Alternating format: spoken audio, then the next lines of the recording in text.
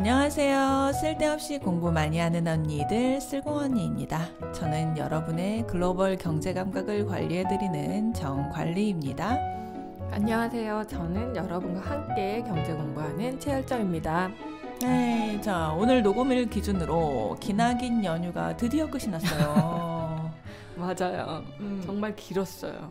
네, 어떻게들 보내셨는지 궁금한데 열정씨 어떻게 보내셨어요? 저는 이제 뭐 친정도 다녀오고 여러 가지 일을 했는데 네. 개인적으로 이 추석부터 개천절, 네. 한글날까지 사실 연휴가 막 쉴 새 없이 이어지다 보니 주부로서 너무 힘들었어요. 맞아요. 이거 밥상 차리는 그 주부 입장에서는 진짜 힘든 연휴였어. 맞아. 날씨도 좋잖아요. 그러니까 막 데리고 나가야 될 것 같고 맞아요. 이게 스트레스가 이만저만 아니더라고요. 긴 연휴 동안 우리 쓸공님들도 뭐 가족들도 만나고 이제 고향 친구들도 만나고 그러면서 즐거운 시간을 보내셨을 것 같아요. 네. 그런데 여기서 하나 꼭 짚고 넘어가야 되는 게 추석이나 설에 이제 가족이나 친구를 만나면 네. 반갑고 네. 또 즐겁기도 하지만 네. 또 그것만 있는 건 아니잖아요.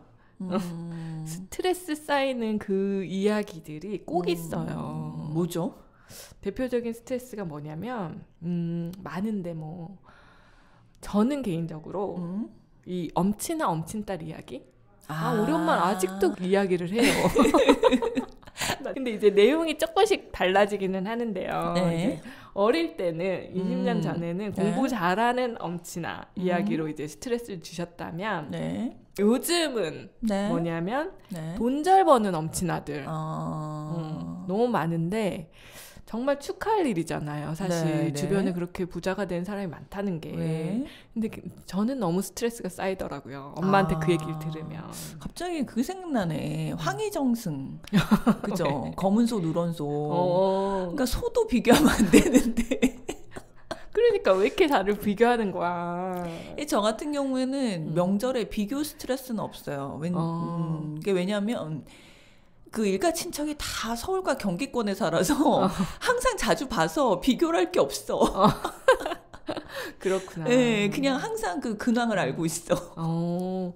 나는 오랜만에 듣는 그 사람들의 이야기를 들으면 뭔가 나의 자존감을 갉아먹으면서 좀 이렇게 씁쓸한 그런 게 있거든요. 착해서 그래. 기대에 부응하려고.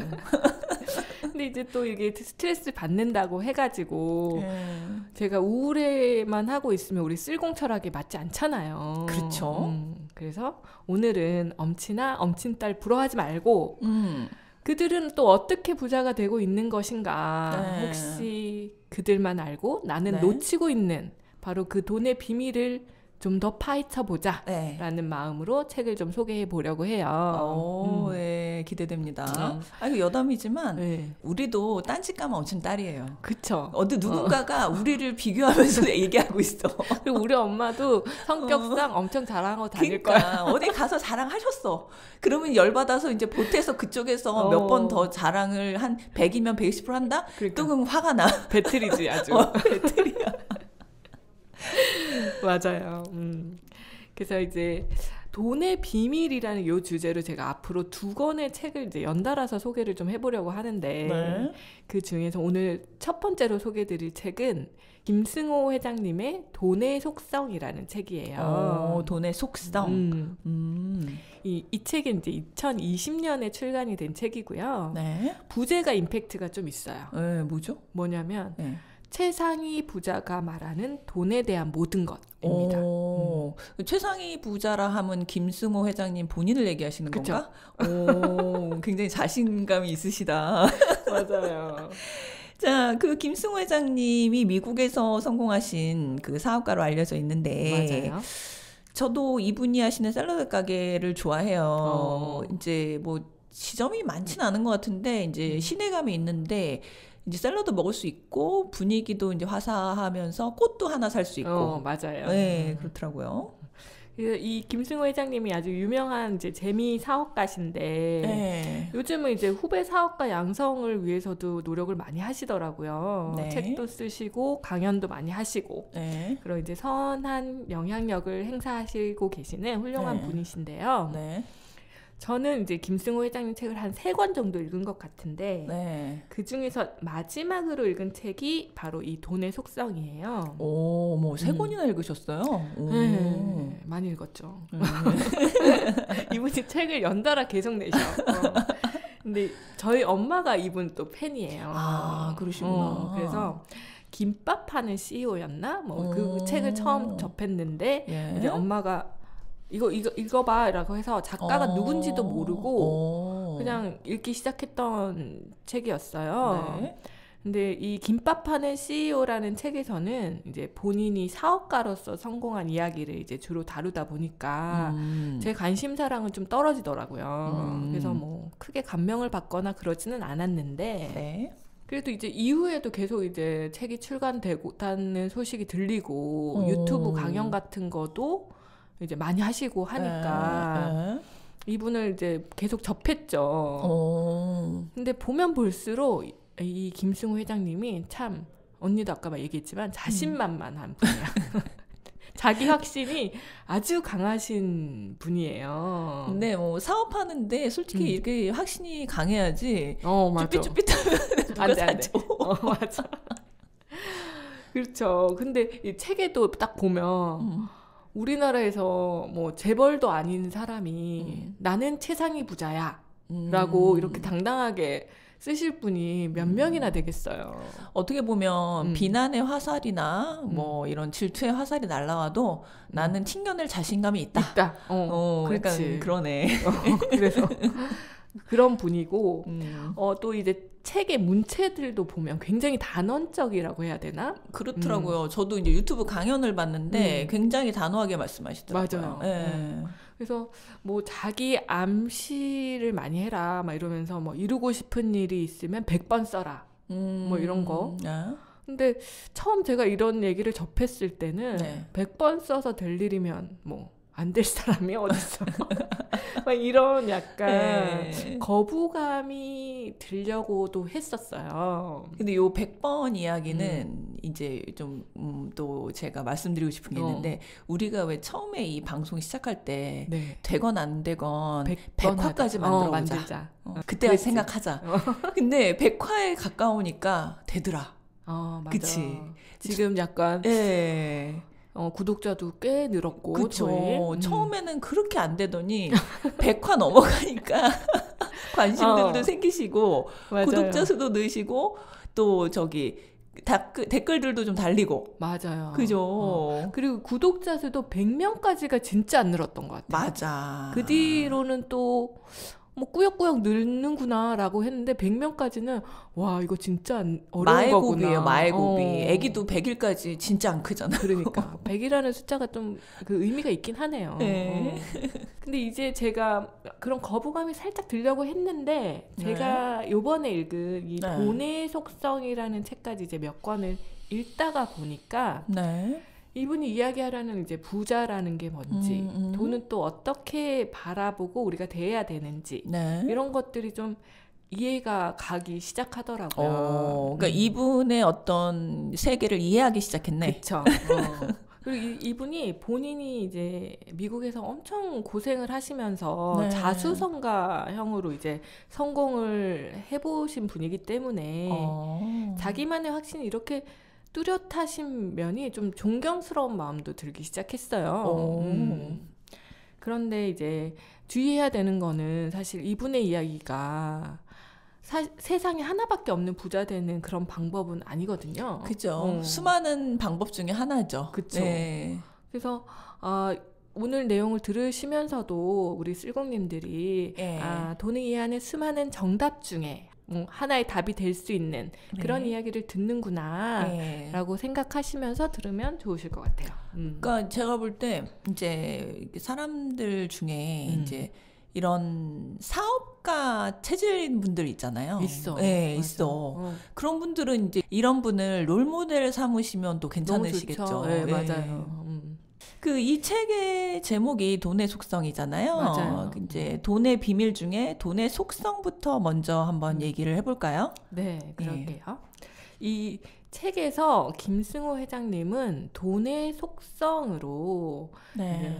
돈은 인격체다라고 네. 이제 강조를 하고 있어요. 네. 사실 뭐 이 이야기는 우리 김승호 회장님이 말씀하기 이전에도 네. 많은 이제 어르신들한테 우리가 들은 이야기긴 하잖아요. 네, 맞아요. 이게 이제 뭐 약간 동양을 중심으로 이제 일본도 그렇고 이제 중국도 그렇고 이제 특히 이제 일본 그 부자분들이 쓰신 저서 중에 이제 돈을 인격체로 대하란 말이 굉장히 맞아요. 많고 그분들의 주장을 이제 요약을 해보자면 돈도 사람하고 똑같아서 자기를 좋아하는 사람을 알아보고 자기를 함부로 대하는 사람에게는 오지 않는다. 맞아요. 이런 말씀을 부자들도 하고 또 부모님도 말씀하시죠. 그쵸. 그런 얘기를 많이 듣고 자랐는데 그래서 저도 이게 돈 구겨진 걸 되게 싫어해요.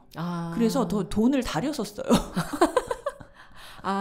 그 이분도 김승호 회장님도 너 구기지 말고 장지갑을 이용하라 뭐 이런 얘기가 있기는 하거든요. 그거랑 좀 일맥상통하네요. 그래서 누가 나한테 새 돈 줄 때 기분 좋잖아요. 맞아. 그 기분 좋음을 다른 사람한테도 주고 싶은 거예요. 그래서 돈을 이렇게 다려가지고 다리는 건 처음 봤어. 안 꾸기려고 노력하는 것까지는 내가 봤거든요. 근데 아무리 다려도 너무 헌 돈은 한계가 있더라. 안 되지. 안 다려져. 맞아. 다린다 여기까지. 네. 그래서 돈은 이제 인격체가 가진 이제 품성. 요거를 이제 그대로 갖고 있기 때문에 함부로 대하는 사람한테는 돈이 다가가지 않는다라는 게 이제 이분의 이야기인데요. 맞아요. 자, 그럼 여기서 김승호 회장님이 말씀하시는 그 돈이 가진 품성, 이건 도대체 뭔가요? 책에서는 이제 사람이 태어나서 키워지는데 가정이나 사회와 같이 여러 다른 환경 속에서 각기 다른 사람으로 키워지잖아요. 그것처럼 돈 역시 만들어지는 과정, 그리고 그 주인에게 이 돈이 들어오는 과정에 따라서 각기 다른 성격과 성향을 가지고 있다. 이렇게 설명을 하고 있어요. 그래서 돈마다 이제 품성이 다 다른 거예요. 그래서 고집 센 돈도 있고, 배짱이 두둑한 돈도 있고, 물러 터진 돈도 있고, 또 이제 집에 있기 좋아하는 돈도 있고, 집 밖에 나가면 절대 안 돌아오는 그런 돈도 있다고 해요. 돈이 I고 돈이 E야. 그렇죠. 그치, MBTI가 있는 거야, 돈도. 그러네. 그런데 이러한 수많은 돈 중에서 가장 품성이 좋은 돈이 있다고 하거든요. 어떤 돈이냐면 바로 서두르지 않고 정당한 방법으로 차곡차곡 모인 돈이라고 해요. 그래서 이제 결국 이렇게 모인 품질 좋은 돈을 많이 소유하고 있을 때 그 사람이 바로 부자가 되는 거죠. 맞아요. 이게 이제 앞에서 서두르지 않고 정당한 방법으로 차곡차곡 모인 돈이 가장 좋은 돈이다. 이렇게 말씀하셨잖아요. 이게 진짜 맞는 말인 게 나중에 보면은 온 집안에서 엄마가 제일 부자다. 엄마가 제일 현금 많고 엄마는 투자로 뭘 손해본 것도 없어. 이자만 차곡차곡 모았는데 제일 부자야. 그렇지. 맞아. 이게 맞는 말이에요. 맞아. 진짜. 생활비 차곡차곡 조금씩 모아서. 맞아. 제가 문제를 하나 드릴 텐데 선택하시는 거예요. 앞으로 10년간 내가 300만 원 줄게요. 와 지금 당장 내가 3억을 드리겠습니다. 했을 때 사람들은 뭘 선택할까요? 그러니까 제가 이게 관련 다큐멘터리를 본 적이 있어요. 그런데 논점을 파악하셨죠 지금? 파악했어요.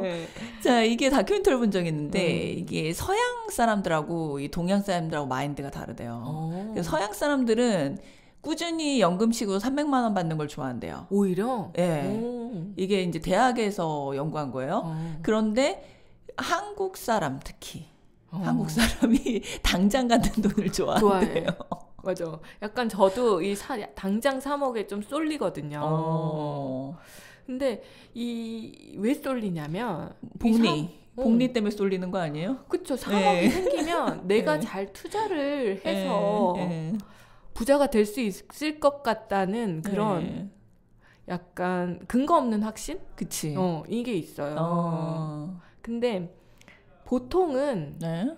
이 3억을 10년 안에 다 써버릴 가능성 확률이 굉장히 높대요. 그쵸. 그리고 내가 안 써도 주변에서 달라 그래. 그래서 주변에서 그리고 막 사기쳐. 맞아요. 나한테. 그래서 이 하루아침에 생긴 3억은 사실 아까 얘기한 품질이 좋은 돈과는 거리가 멀잖아요. 그쵸. 그러니까 오히려 이제 10년간 매달 300만 원이 생긴다면 네. 그중에서 일부분은 저축하고 투자하면서 품질 좋은 돈을 모아갈 수 있는 거죠. 맞아. 그래서 이 저자분은 차곡차곡 서두르지 않고 모인 돈만이 진짜 내 돈이다. 맞아요. 고생해서 번 돈이 진짜 돈이라고 막 그런 말들 어른들이 하시는데 맞는 말인 것 같아요. 진짜. 맞아요. 자, 그런데 돈의 각기 다른 성격과 성향을 제대로 이해하는 게 부자가 되는데 어떻게 도움이 되는 건가요? 이거를 이제 우리가 돈은 인격체니까 네. 사람의 그런 거와 비교를 해보면 네. 우리가 이제 사람을 사귀고 또 뭐 그 사람과 어떤 일을 도모한다고 생각을 했을 때 그 사람이 어떤 사람인지 이해하는 게 굉장히 중요하잖아요. 동업을 그쵸. 하든 뭐 결혼을 하든. 맞아요. 돈도 마찬가지인 거죠. 돈을 버는 것과 모으는 것과 투자하는 것, 이 모든 게 다 돈이 각기 가지고 있는 성격과 그리고 사연과 목적을 정확히 이해해야만 그 돈을 이제 적재적소에 투입을 하고 또 관리하는 게 가능하다는 이야기예요. 이것도 이제 예를 하나 들어보면 내가 차곡차곡 모은 돈 중에도 어떤 돈은 앞으로 뭐 10년 이상 아니면 평생 오랫동안 묵힐 수 있는 돈이 있고 또 어떤 돈은 뭐 1, 2년 안에 이제 결혼 자금이나 주택 구매 등으로 사용 목적이 정해져 있는 돈이 있을 수 있잖아요. 이렇게 이제 각기 다른 성격의 돈이 내 주머니 속에서 이제 다양하게 구분되어야 한다. 그리고 그 구분된 대로 사용되어야 한다. 라는 사실을 이해하는 것이 그것만으로도 이제 투자를 하든 소비를 하든 내 돈을 영리하게 사용할 수 있는 방법이라는 거예요. 그래서 이제 뭐 많은 어떤 경제 이런 농객들이 얘기하는 게 이제 통장을 용도별로 나눠서 써라. 맞아요. 그런 얘기 굉장히 많이 하잖아요. 여기도 나와요. 이 책에도 통장을 좀 구분하라라는 이야기가 나오는데 그 부분은 이제 제가 다음 시간에 준비한 부분이고 이제 돈의 속성이 좀 이해가 되시죠? 그러면 이제 돈의 속성을 좀 이해했다고 보고 이제 이번에는 이 김승호 회장님이 생각하는 부자의 기준에 대해서 좀 같이 얘기를 해보려고 하는데요. 매번 이 경제서적을 읽을 때마다 저자가 생각하는 부자의 기준이 약간씩은 다른 것 같아요. 맞아요. 이번에는 김승호 회장님이 생각하는 부자의 기준 궁금한데요. 뭐죠? 이 김승호 회장님이 생각하는 부자는 딱 요 3가지 조건을 만족을 해야 되는데요. 첫 번째가 대출이 없는 본인의 소유의 집. 이걸 만족하는 사람이 몇 명이나 있을까? 그러니까 부자가 되는 건 어려운 거예요. 그러니까 연예인들도 몇백억씩 하는 집 대출 낀 경우 많잖아요. 맞아요. 그죠? 첫째는 대출이 없는 본인 소유의 집. 둘째는 더 어려워요.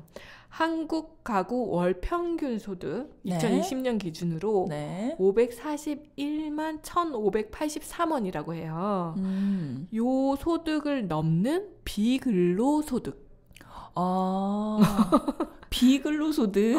그쵸. 와, 내가 일을 하지 않는데 어디선가 540만 원 정도의 돈이 들어와야 된다는 거네요. 그쵸.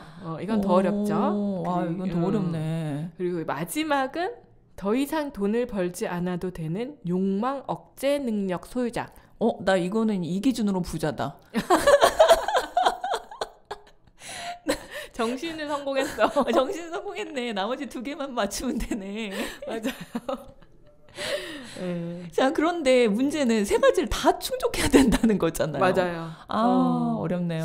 첫 번째는 뭐 어려운 내용은 아니에요. 내가 살 집 하나는 대출 없이 마련해라. 실제적으로는 어렵겠지만 내용은 간단하죠.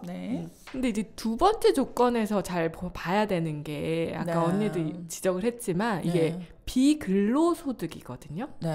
근로소득이 아니에요. 김승우 회장님이 책에서 강조하는 게 딱 요 부분인데 네. 내가 내일 당장 갑자기 사고를 당해서 혹은 아파서 일을 못하게 되는 경우가 있잖아요. 네네. 그때 내 가족의 경제적 안정성이 훼손되지 않아야만 부자라는 거예요. 그렇군요. 그렇군요. 그래서 예를 또 여기서 하나 들면 네. 이제 강남역에 성형외과 의사쌤이 있을 수 있잖아요. 네. 그래서 월 5천만 원씩 번다고 가정을 해봐요. 네. 이분은 월 5천이면 진짜 부자 아니에요? 그쵸. 그런데 김승호 회장님 기준에서는 이분은 부자가 아닐 수도 있는 거예요. 나가는 게 많으면? 아니지, 이게 근로소득이잖아. 아, 근로소득이라. 그러네, 근로소득이네. 내일 당장 이분이 안 나가면 5천만 원 없을 수도 있는 거예요. 그러면은 임대업자거나 뭐 금융소득이 많아야 된다는 얘기인가? 그쵸. 그래서 특히나 이 전문직들, 뭐 변호사, 의사, 회계사 뭐 이런 사람들이 월 수입이 높잖아요. 네. 그래서 이 사람들은 내가 부자라는 착각에 빠지기가 쉬운 거죠. 맞아. 그리고 이분들은 또 품위 유지한다고 돈도 많이 써. 그리고 약간 자신의 능력에 대한 과신도 좀 있으셔가지고 의외로 막 대단한 부자는 또 많지도 않을 때도 있어요. 현금 흐름이 많을 뿐이야. 맞아. 근데 이분들은 그런 착각에 빠지면 절대 안 되고 내 근로소득을 비근로소득으로 바꾸는 작업을 굉장히 충실하게 수행해서 해야만이 진정한 부자가 될 수 있다라고 설명하고 있거든요. 아휴, 그래서 그냥 너도 나도 건물 사겠다고 맨날 그냥 프사에다가 뭐 100억 건물주가 뭐 이름이고 전부 다 건물주 되고 싶어가지고 조물주 위에 건물주. 그러니까 그런 비근로소득이 있어야 되는 거야. 어쨌든 부자가 되기 위해서는. 그러네요. 근데 이게 사실은 전부 다 건물주가 되면은 일은 누가 하고 사회는 누가 지탱하는지. 그러니까 이게 건강하고 젊을 때는 이제 사실 현금 흐름을 자신의 노동에서 이제 받아야겠지만 당연히 이제 나이가 차츰 들어갈수록 나의 현금 흐름의 출처가 뭐 자기의 자산이어야 된다는 거지. 내 노동이 아니라. 그래야 이제 빈곤율이 노인들의 빈곤율이 떨어질 수 있는 거니까. 참 그래서 인구가 줄어들고 있는 게 청년 인구 줄어드는 게 참 걱정이긴 해요. 그죠? 맞아요. 그리고 이제 마지막 세 번째 조건도 이제 중요한데 언니는 이미 이루셨지만 저번 시간에도 우리 언니랑 저랑 이제 한국 사람들은 비교가 생활화되어 있다. 우리 엄마도 계속 나를 엄친 딸과 비교하잖아요. 이래서는 뭐 부자가 될 수 있는 조건을 이룰 수 없는 거예요. 그러네. 계속해서 뭐 100억 부자면 1000억대 부자가 부럽고 1000억대 부자면 재벌이 부럽고. 그러니까 항상 마음이 가난할 것 같아. 그렇죠. 부자가 돼도. 그죠. 그러니까 내가 가진 것보다 더 많이 벌고 싶다는 욕망이 어떻게 보면 사람의 본능이긴 하잖아요. 근데 이거를 억제할 수 있어야만이 진정한 부자다라고 할 수 있는 거죠. 그러니까 이제 요 얘기에서 제가 또 생각나는 게 있는데 요새 이제 맨발 걷기가 건강에 좋다고 해서 맞아. 이제 제가 많이 하시더라고요. 그래서 제가 해봤어요. 근데 이제 신발 없이 걸으면 되게 힘들고 발도 약간 아프고 그러잖아요. 그쵸? 근데 맨발 걷기를 끝낸 후에 신발을 신는 순간 와, 나는 세상에서 가장 부자다. 나에게 신발 2개가 있는데 나한테 무엇이 필요하랴. 아, 이 편한 신발이. 신발 2개만 있으면은 난 부자다. 어디든 갈 수 있고 내가. 그러니까 갑자기 그 생각이 나네요. 역시 결핍을 느껴봐야 돼, 사람은. 그리고 이제 신발 얘기하니까 여기 한 개만 더 다른 얘기를 할게요. 그 데일 카네기 인간관계론 아시죠? 거기에 이런 얘기가 나오잖아요. 신발이 없다 불평하였는데 밖에 나가보니 발 없는 사람이 있더라. 진짜 울림이 있네. 네, 울림이 있죠. 그 무서운 조금 약간 뭐랄까 섬찟하긴 하지. 섬찟하긴 한데. 그래서 이 3번은 그런 걸 또 생각해 보시면 예, 어찌 보면 또 3번 부자 조건을 충족하시는데 쉽게 도달하실 수 있을 그쵸. 거예요. 이게 마인드 컨트롤 계속 해야 되는 거잖아요. 이 3번을 이루려면. 진짜. 자, 앞에 얘기를 한마디로 요약을 해보면 물질적으로나 정신적으로나 경제적인 자유인이 되어야만 부자라는 이야기라는 것인데요. 맞아요. 이 물질적으로, 정신적으로, 경제적 자유인이 되는 거, 이렇게 뭐 말로 하면 쉬운 건데, 네. 사실 이 세 가지, 김승호 회장님이 얘기하시는 세 가지를 이루는 것도 사실은 어렵고, 네. 경제적 자유인이 되는 거는 더더욱 어려운 일이 아닌가 싶기는 한데요. 네. 뭐 우리가 어렵다고 해서 포기하면 실공 철학이랑 또 이게 안 맞으니까 그쵸. 한번 노력은 네. 해봐야 되지 않을까 네. 싶습니다. 일단 3번은 충족하실 수 있잖아. 나 3번부터 이룩하려고요. 3번은 우리에게 모두에게 신발이 있잖아. 그러니까요. 3번부터 일단 우리가 충족을 해보는 걸로 나머진 차차 이제 계획을 한번 세워보고요. 그러네요. 자, 오늘은 김승호 회장님이 생각하는 돈과 부자의 속성에 대해서 알아봤는데요. 네. 우리가 예전에 자본주의에서 돈은 빚이다. 네. 이 에피소드에서 이제 공부했었는데 이런 이론적인 돈에 대한 이야기보다는 오늘은 우리가 삶에서 돈을 대하는 태도가 어때야 하는지 그러한 철학적인 이야기를 좀 나눠본 것 같네요. 맞아요. 좀 내용이 추상적이었을 수도 있을 것 같은데요. 네. 그래서 이제 다음 시간에 제가 이 책에서 나오는 보다 구체적이고 실용적인 내용, 돈을 다루는 4가지 능력, 그걸 가지고 부자가 되는 방법에 대한 내용을 준비해 오려고 해요. 네. 그래서 거기에 이제 통장을 쪼개야 된다, 뭐 이런 네. 구체적인 내용들이 들어가니까 네. 다음 시간도 많이 기대해 주시기 바랍니다. 네. 자, 오늘도 열정 씨가 소개해주는 경제 관련 도서 재밌게 잘 읽어봤네요. 네. 네. 이번 한 주도 돈의 속성에 대해서 곰곰이 생각해 보시고 네. 보람된 한 주 보내시기 바랍니다. 네. 다 같이 쓸공합시다. 쓸공합시다.